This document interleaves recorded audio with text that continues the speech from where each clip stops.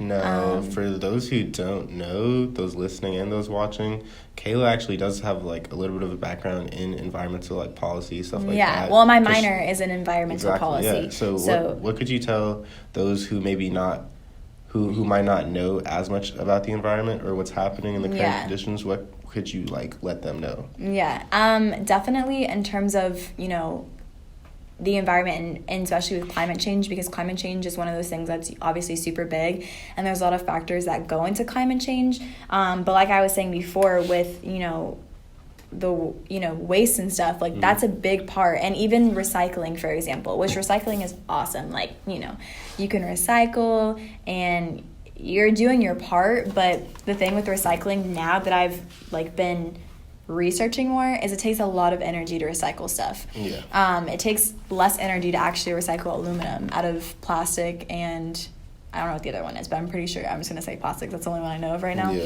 But yeah, so I mean, a lot of times plastic is made out of everything. So when you have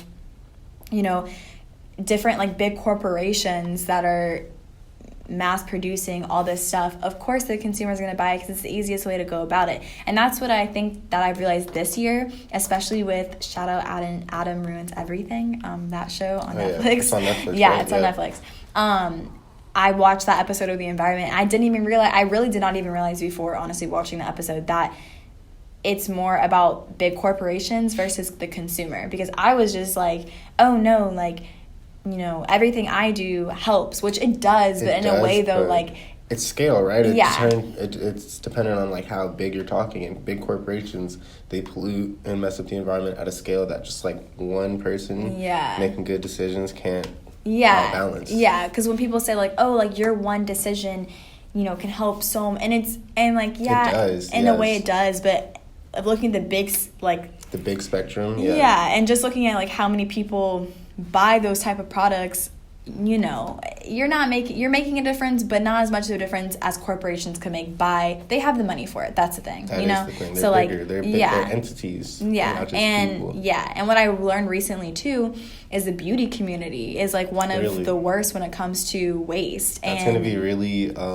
what's the term, like heart-wrenching for all those girls who are like, I can't wear makeup anymore. And it's like fancy. And it's one of those things where it's like, the people who are making, again, it goes back to just like big people, big corporations, like they have the money to make their products into sustainable products, making them recyclable, making them reusable. But the thing is that also costs them more money. I think all this sums together to equal out Rihanna is ruining the environment.